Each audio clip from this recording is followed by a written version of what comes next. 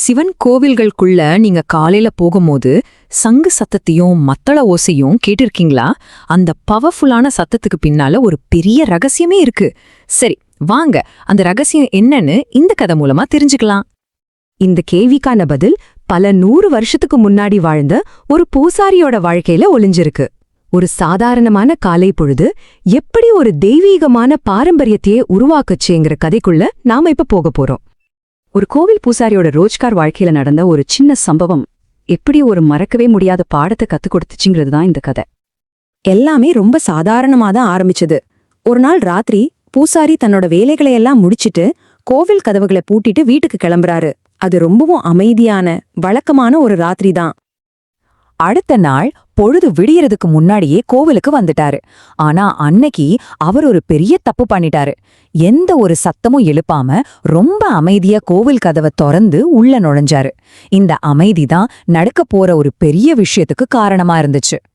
உள்ள போன பூசாரிக்கு அவரோட ஜீவிதத்துல மறக்கவே முடியாத ஒரு திகழான அனுபவம் காத்துட்டு இருந்துச்சு.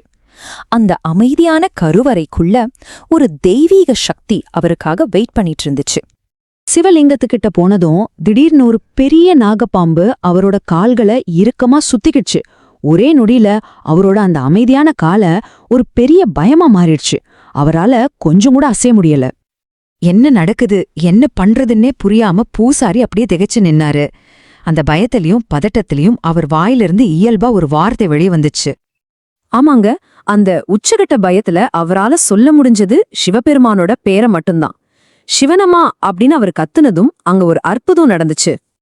அந்த புனிதமான பேரை கேட்ட அடுத்த கணமே அவரை இறுக்கமா சுத்திட்டு இருந்த அந்த நாகம் மெதுவா அவரை விட்டுடுச்சு.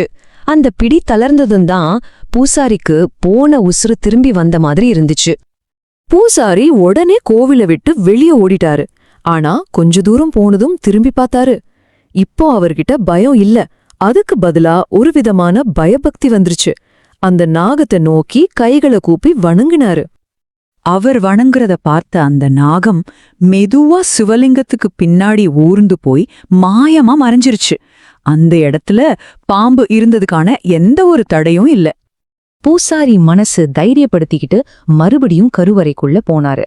அங்க பாம்பு இல்ல. அப்போதான் அவருக்கு அந்த உண்மை புரிஞ்சது. நாகத்தோட உருவத்துல அங்க வந்தது வேற யாரும் இல்ல, சாக்ஷால் சிவபெருமான் தான். அந்த ஒரு சின்ன நிகழ்வு ஒரு மிகப்பெரிய பாரம்பரியத்தையே உருவாக்குச்சு. சிவன் கோவில திறக்கிறதுக்கான சரியான முறை என்னங்கிறத அந்த பூசாரி உணர்ந்துகிட்டாரு. இப்போ அந்த சடங்கோட உண்மையான அர்த்தத்தை பார்க்கலாம் வாங்க. இந்த கதையில இருந்து நாம கத்துக்க வேண்டிய முக்கியமான பாடம் இதுதான்.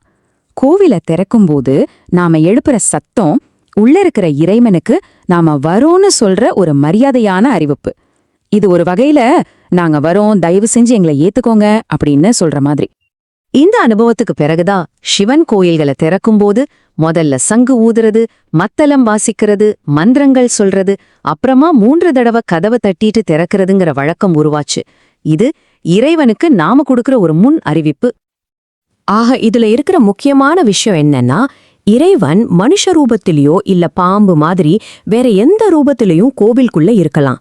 நாம சத்தம் போட்டு நம்ம வருகையை அறிவிக்கிறது மூலமா அந்த தெய்வீக பிரசன்னத்துக்கு நாம உரிய மரியாதையை கொடுக்கறோம்.